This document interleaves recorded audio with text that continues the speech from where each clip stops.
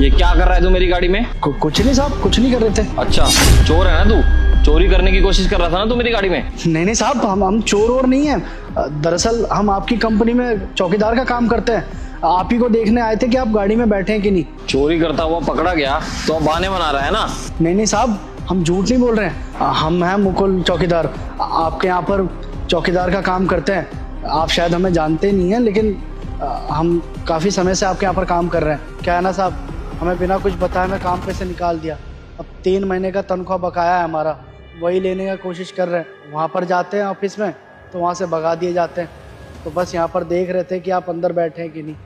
साहब, हमारा तनख्वाह दे दीजिए, हमें बहुत ज़रूरत है। 3 महीने का तनख्वाह रुका हुआ है।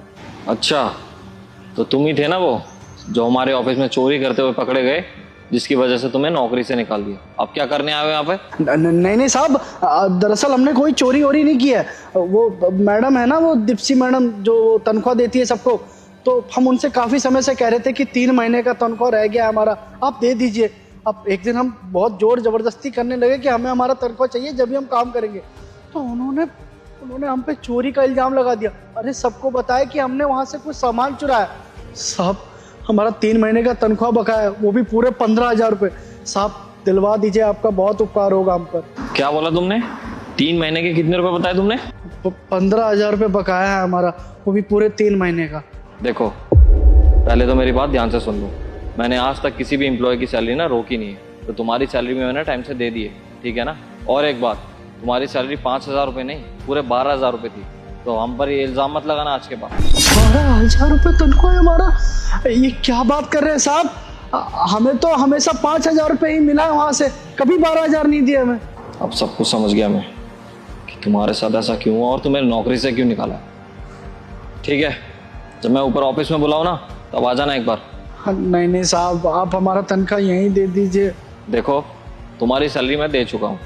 जिसने तुम्हारी सैलरी नहीं दी है ना, उससे तुम्हारे पैसे निकलवाने, इसीलिए कह रहा हूँ जब तुम्हें ऑफिस में बुलाया जाए तब आ जाना, ठीक है?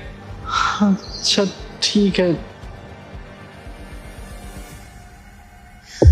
कम इन सर। कम इन। सर, बुलाया आपने? अच्छा, मुझे ये बताओ, जितने भी एम्प्लॉयज़ हैं उन सबकी सैलरी तुमने टाइम से दे दी है ना? हाँ सर, सबकी सैलरी दे दी मैंने। अच्छा, एक बात बताओ, वो जो सैलरी तुम सबको देती हो वो कैसे पे करती हो उन सबको? मतलब चेक देती हो, कैश देती हो, या फिर बैंक ट्रांसफ़र?